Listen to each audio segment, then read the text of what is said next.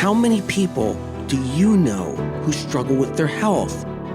Chances are, whether they show it or not, most of the people in your life do. And chances are, you're one of them. Whether you're dealing with anxiety, depression, endometriosis, acne, eczema, autoimmune, thyroid, Lyme, brain fog, fatigue, or any other symptom or condition, you're far from alone.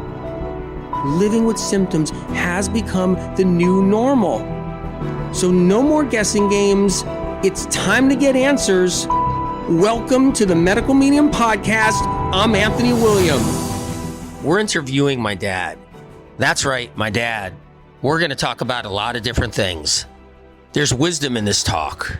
We touch upon souls, wildlife, and even mulberry trees. We cover a little bit about foraging, and we even talk about some of my childhood experiences. My dad's a really special guy. He's got a lot of life experience himself. He's connected to nature. He's a hard worker. And if you like his interview, let us know. Maybe we'll do more, because there's so much ground to cover, both in my life, my childhood, so many experiences together, and there's knowledge to be gleaned, hidden meanings, life lessons, and it's just great to shoot the shit with my dad. So get ready for this one. Do fasten your seatbelts and strap yourself in. You're gonna need it, because we're taking a ride with my dad and I. Hey, Dad. Glad to have you on. I can't believe it took this long, though. Yeah, it took this long because, you're busy and I was busy and time just flew by. Yeah, and plus you don't like, getting in front of the camera? Exactly. I'm camera shy. And mic shy? Mic shy. I'm shy. Well, we're doing it now. So, hey, Dad, how old are you now? I'm old. Well, I'm old, so then I'm a lot older. Well, how old do you think your soul is? About 1 million. I believe that because all the years I've known you, which is my whole life, you've been able to see a lot of things that other people don't see. And that's the thing about you. And that's not because, you're an older guy, you've been here a long time. I've seen you see things that people don't see. I've seen all kinds of stuff, like when we rescue animals, we rescue turtles. You have like an intuition of what's out there, what's around you. And I think it's like foresight. You have that foresight. And the other thing is you actually care. There's not a lot of men out there that actually care about everything or details and little things and care about people and what they're going through. Like, you've always had a vision. You feel up to talking about turtles for a second? Yeah, okay. Yeah, so how many turtles have we rescued? I would say hundreds of turtles. What kind of turtles? Big snapping turtles? All kinds. All kinds, Yeah, right? all kinds of Painter turtles, Yeah, big snapping turtles. Yep, the whole variety. Mud turtles. Everything. So I just want to ask you, why do you care about turtles so much? And I've known this since I was a baby, a child. I've been in love with turtles since I was a young kid, and it's like, I don't know, I feel like they have a soul. Yeah, well, they do have a soul. They do. Tell everybody about the story you always tell me when you were a kid and you would see a turtle in a pond. You would dive in. Yeah. I'd be in my clothes, walking along the side of a pond, see a turtle head pop up, and that was it.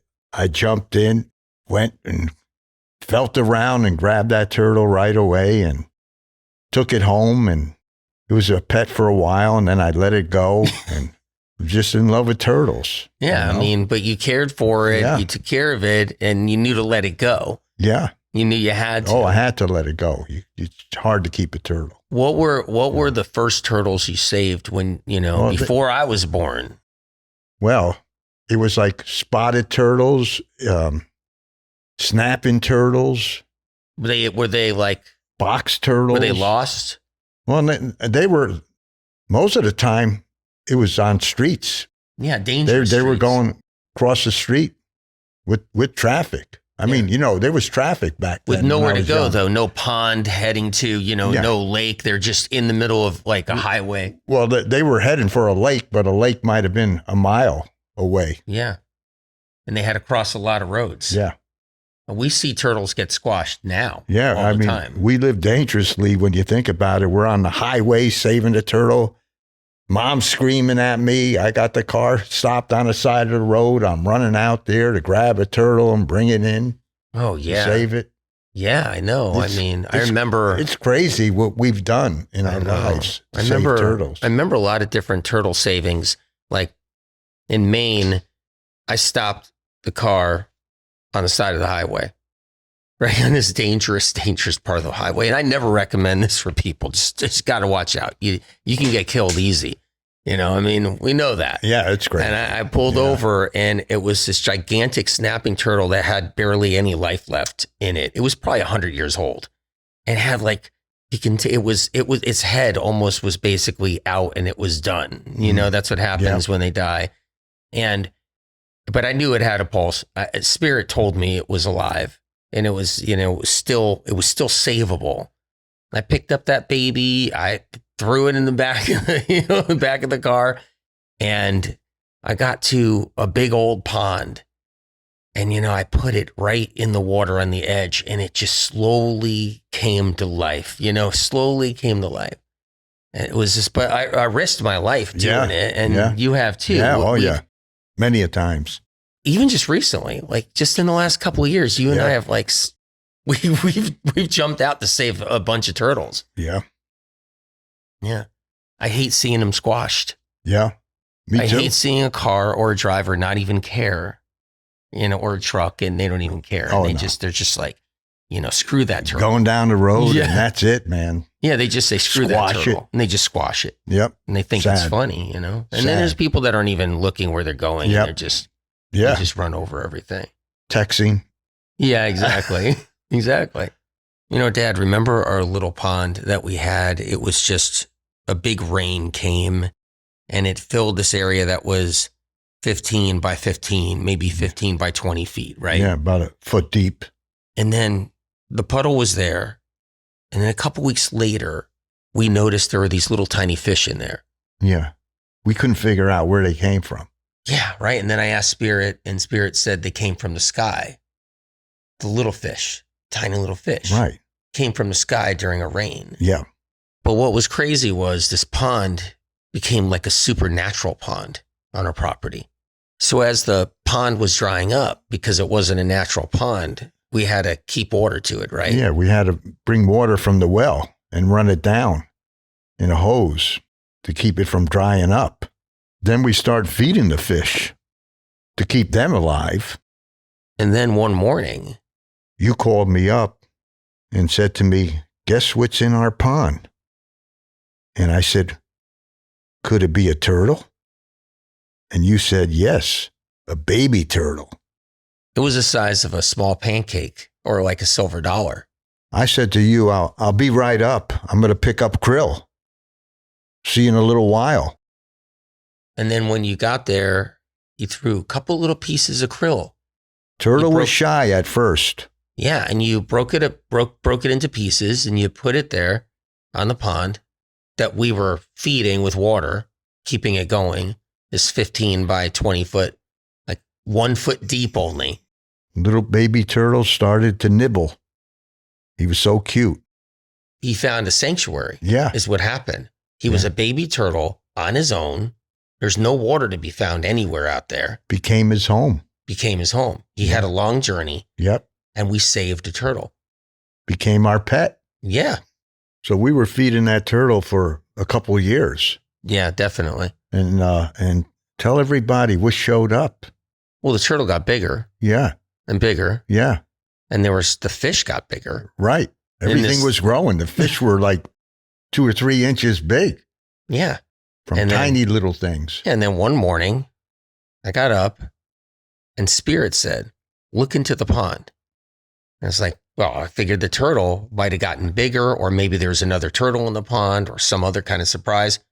I walked down to the pond and I'm looking, like confused. I was like confused. It's like, what is this? What am I looking at? And it was You called me up, remember? yeah. Again. Yeah. And I said, told me, Dad, guess what's in the pond? you won't believe this. And I couldn't guess. I had to come over. You had to come over, right? Yep. To see. Yeah. And what'd you see? Baby alligator. Unbelievable. It was. The baby gator was only about a foot. And the baby gator ate the same food that the turtle and the fish ate. The krill. Yeah. And the baby gator loved it. Loved it. And so when we would go to the pond to feed everybody, feed the turtle, The feed baby gator. Yeah, the baby gator would make a noise. Like when we came down to feed him, he would go. He was happy to see us. Yeah. He was friendly. He was happy. He came up and he wanted his krill. Yeah. So what was the next thing that showed up in this supernatural sanctuary of a pond? That was a big catfish showed up. We couldn't figure out how that happened. Yeah. And it was there all of a sudden. No one put it in there. It was a big catfish. I mean, it was a foot long. It had some weight to it. It looked like it's a couple pounds easy. And guess what? Yeah.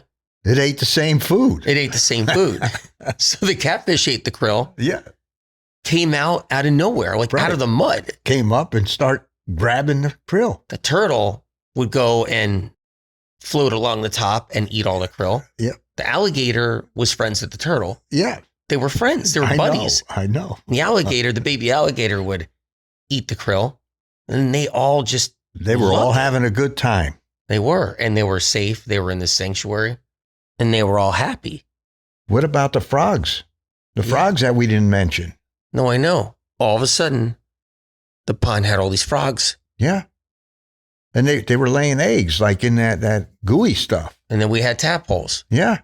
So we had tadpoles, all these fish, Yeah. a big catfish, we had a turtle, and we had an alligator, and they were all friends. And they were all talking to each other in there. They were all happy. And it's not like a real pond. It was a puddle, foot deep, Yeah. 15 by, say, 20. Enough for them to survive in for forever. Right by the road. Asphalt was like right near it. And we had a hose coming from my well, Yep. going on down. Yep. Well, we made that hose hit this dirt before it actually went into the pond. Yeah, Remember? so that the It was like water a- wasn't streaming into the pond. We let the water from the hose drizzle It was on like down. like a filter. yeah, in a on, way. on the land. Yeah. Let it drizzle on down to the Yeah. pond. Like a natural thing. Yeah, create it like a natural sanctuary to save these beautiful animals. Boy, I miss those times. Yeah, I do too. You know, it was like a miracle because how they found that puddle of a pond is just a whole nother thing. And how we fell in love with those little creatures. No, I know. I mean, they gave us so much. Those little guys had souls. It was a real relationship we had with them. It really was. So, Dad, what have you been doing lately? I know you're not sitting on your butt. You work hard. You're in good shape. You're strong as an ox. You got more muscle than I have right now. I mean, and you physically do a lot of work. So what are you up to these days? Well, I've been doing mulberry trees.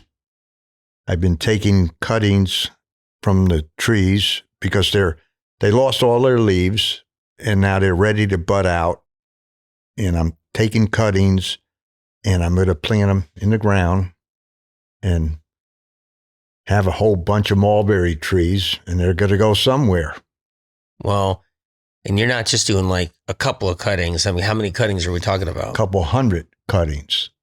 So we're going to have another couple of hundred mulberry trees. Yes. We're going to be like Johnny Appleseed. Yeah. You got to keep growing mulberry trees all over. Like, how many years have we been doing this? And that's the thing. Yeah. People don't know this about me, about you, about us. Yeah. But we've been growing mulberry trees our whole lives. I mean, going all the way back. Yeah. We've planted thousands of them. Thousands. Thousands of them. Like for real though, like thousands. Yeah. That's not like. Yeah, we can't stop. I know. We have to keep planting different them. varieties, big berries, little berries, wild ones. What about wild ones? White, black, dark blue, all colors. Yeah. Pink. So what's your favorite? All different varieties. So you're propagating right now, right? Right.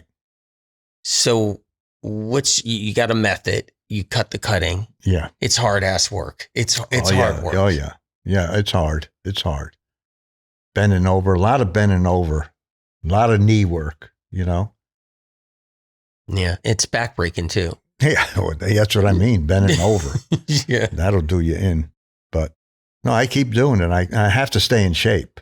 Yeah. I have to keep going. Yeah. You stop, you stop, that's not good. Well, every time you get me out there, on the mulberry trees and you get me cutting, I mean, I'm sore by the end of that day. Like Yeah. I am sore. It's not a joke. Yeah. It's labor. It's labor. It's labor. It's Love intense it. physical Love labor. it though. So what's the goal? The goal is to have this massive mulberry crop so you could share it with the birds. Or what about the birds that come in and then take half the crop? Sometimes Waxwings? waxwing birds come in by 400 or 500 of them. They'll stay and wait until the mulberries are ripe, and then they'll feed on them, and then they'll leave. Yeah. They'll take the crop and leave. Yeah, they'll piss us off. They get fat too. They do. Yeah. They do. Then they go and lay all their eggs after they've eaten all those mulberries. Yeah. Yeah, I know. Next year they'll be back. What's your favorite thing about when the mulberries are ripe and they're just... Oh, yeah. And you're gobbling them down. You have your face up looking at the sky and you're just feeding your mouth with mulberries and you're choking on them and you're loving them. Yeah. And they're just dripping off the trees. Delicious. Yeah. And they're so juicy and they stain everything. Like they stain my shirt, my pants. Yep. I could roll around in them. I love them so much. Yeah. It's a very spiritual fruit too. What I like doing is a mulberry meditation where when they're all ripe and they're like jewels on the stems just hanging down and I just look up and I'm looking up at them and I'm just picking them and I'm just in this deep meditative state. And the thing about mulberry trees is they get really tall.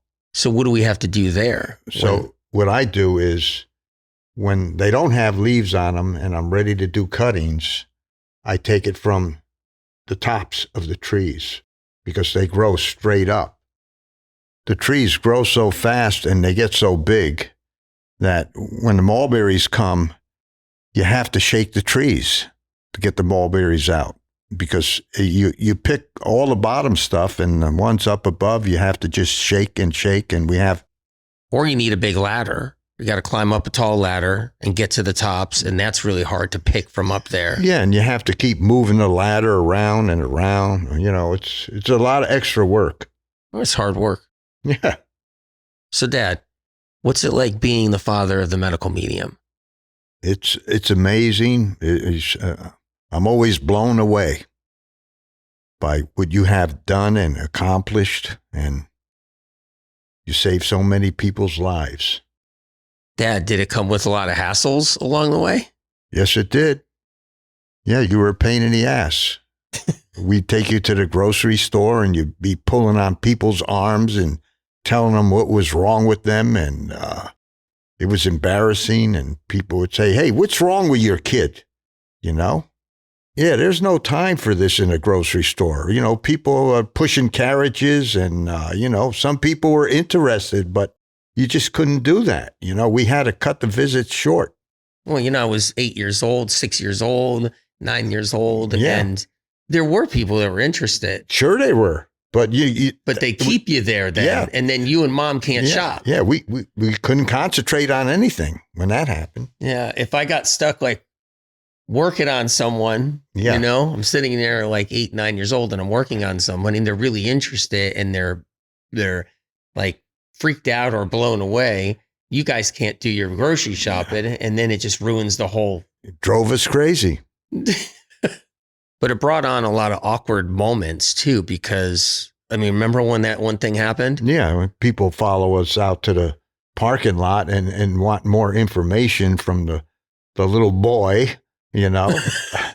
And that happened a lot. And it's raining out on top of things. I mean, there's a lot of difficult situations that came up with that. Yeah. And then they just wouldn't let us go.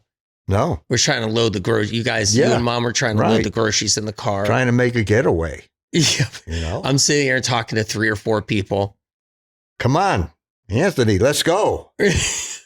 Come on. That was the start of things to come.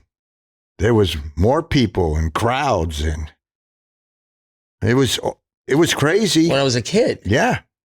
You know, but hey, here we are today.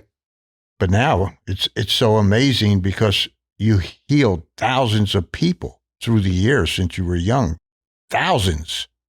We watched you work hard through the years, you know, in your office, on the phone, all kinds of hours into the night. Yeah. Emergency calls. You worked your ass off. 7 days a week. Oh, yeah. How many vacations did I take? None.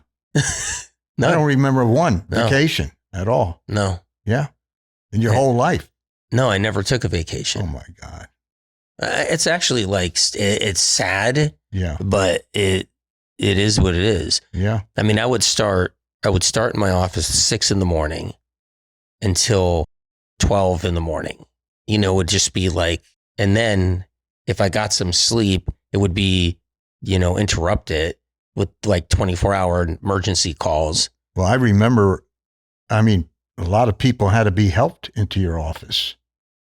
They were so sick. Yeah. I mean, you saw it. Yeah. Yeah. I mean, I've seen a lot of lives change. So, Dad, what was one of the funny things you remember about my offices? Like if you walk into my office. Well, your office had shelves, hundreds of glass jars full of herbs and spices, and your office smelled like a barn. Because that might have been. Well, from not like, really a barn, but you know, it's. No, it did. It did. You know, there was like hundreds of glass jars on the walls. Yeah. Right. Filled with all the medicinals, Yeah. the herbs, the spices, and it did. It smelled like hay. Yeah, that's what I meant. Yeah. Not manure. Yeah. Yep. Yes, but they were very important because Spirit would tell you how to mix the herbs and spices when sick people would come in, and you would make special mixes for that certain sickness that they had, and that would help them. And then everybody would say, you need to write a book. Oh my God, because I heard that. You couldn't handle all the people. Yeah. You know, there would have to be a couple hundred of you to even handle. Well, the waiting list was in the thousands. Then it went into the hundreds of thousands. Then it went into the millions. Yeah. So you wrote books.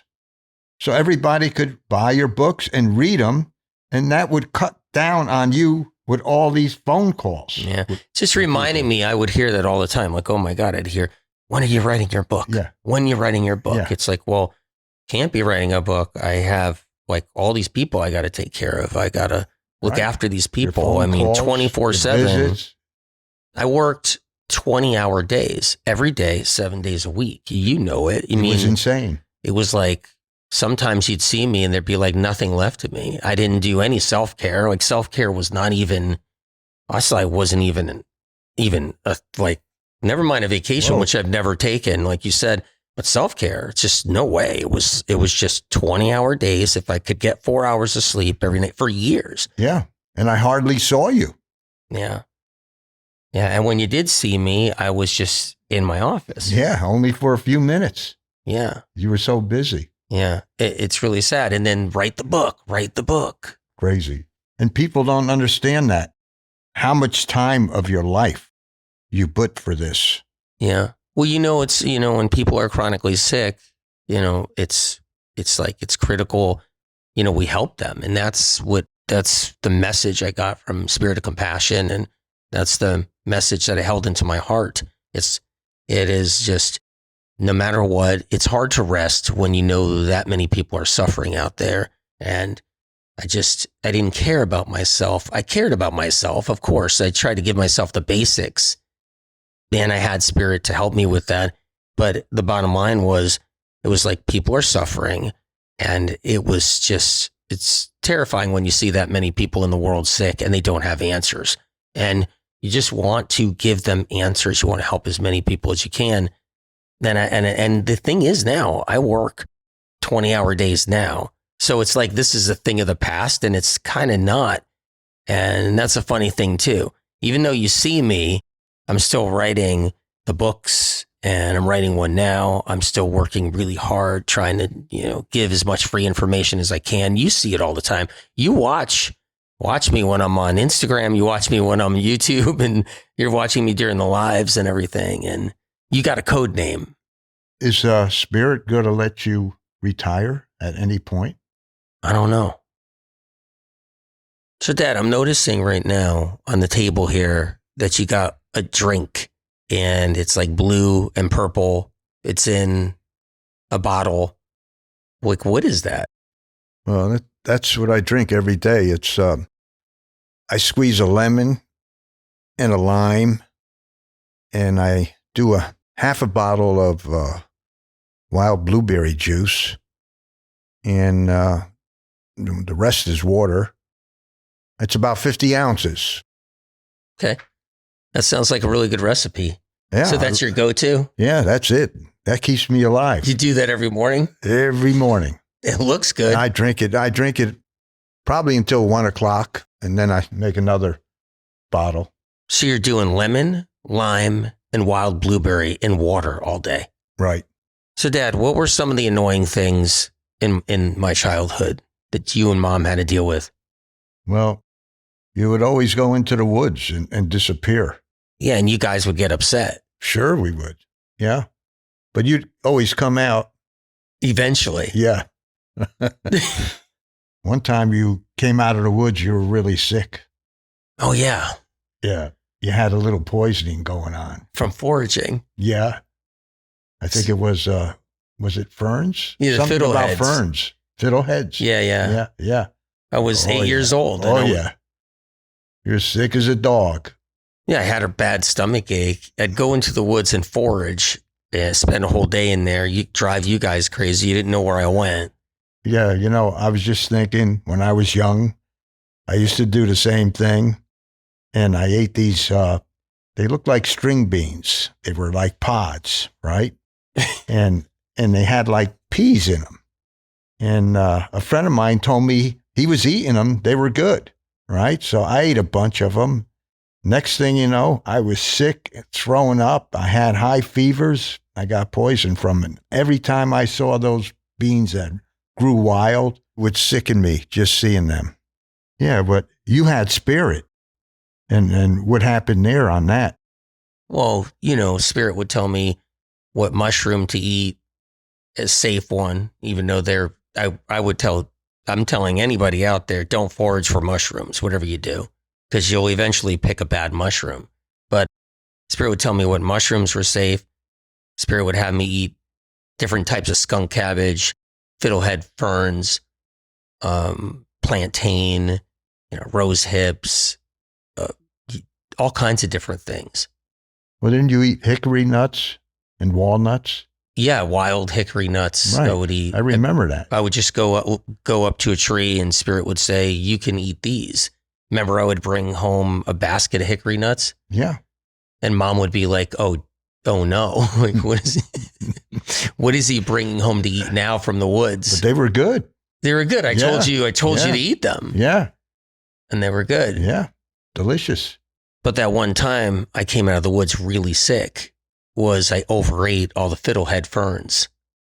And I just ate them and ate them and ate them and ate them until I was stuffed. And it just didn't sit right. And I crawled out of those woods. Like I crawled out of them. Yeah, Mom and I were really worried about you. Wow, we talked about a lot of things, Dad. We talked about the baby alligator. We talked about the turtles. We did. Yep. It was fun. We covered a lot. Yep. I had a good time. And you came out here, you did the interview with me. right during the busy time when you're working on your mulberry trees, which from here you're going out to work on. Yeah. I mean, you still got the rest of the day. There's a lot to do. Time flies. Time flies. Does it ever? It does. Decade after decade. You know, it hit me really hard when you talked about how I never took a vacation. I'm still thinking about that. Still thinking about that. You're due for one. I'm due for one. I mean, what the heck? My first vacation ever? Well, I don't know. You got to make it happen. Oh, man. I'm just glad we can make this happen right now. Yeah. That's what I'm glad about. Mm-hmm. Dad, you're almost finished with your special drink. What's in there again? It's lemon, lime, and wild blueberry juice. What else? Water. Yeah. Yeah. And it's a big drink. Yeah. And you actually almost completely Almost finished done. it. I'm drunk on happiness. Are you going to make another one before the day goes on? Definitely. Nice, Yeah. nice. That's a tasty concoction right there. I love it. Looks like blue and purple all together. I'll be doing mulberry pretty soon. Wait a minute. What kind of mulberry drinks and mulberry? What do you do for that? I'll be doing mulberry and coconut water. Oh my God. Yeah. That's unbelievable. The mulberries blended with coconut water? Yeah. Oh, Delicious. That is incredible. We've had that before a lot. Yeah. You've had it every year. Been drinking it for years. Yeah, me too. I'm guilty of it too. Yeah. That is an incredible delicacy. Well, I'm excited about all of it. Thank you for being on. Yeah, you're welcome. Love you. Love you too.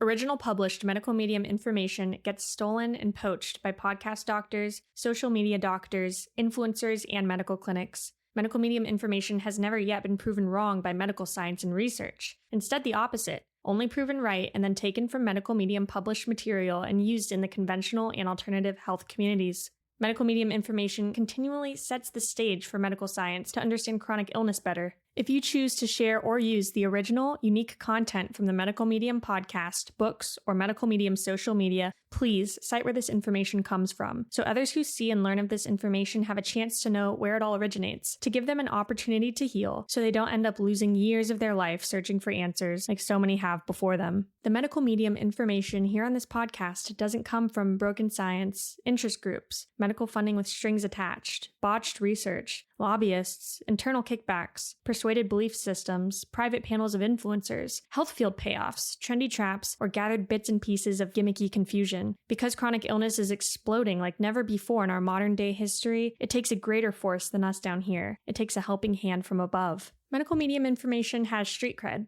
It's an organic movement of countless people around the world healing. More healing stories of real people not being paid to tell their life-changing experiences of rising out of the ashes of sickness and entering into the light of full recovery, getting their lives back and finally healing when nothing else in the world of health could move the needle and get them better. The information on this podcast is not man-made. It comes from above, from a higher source. Whatever you believe in, whether God, the universe, the light, or the creator, or if you believe in nothing at all, that we're just floating through space together on this rock. Know that the information you hear on this podcast is separate from all the other noise out there. It comes from a different place, a pure, untampered with, advanced, clean, uncorrupted, original, primary source, a higher source, spirit of compassion.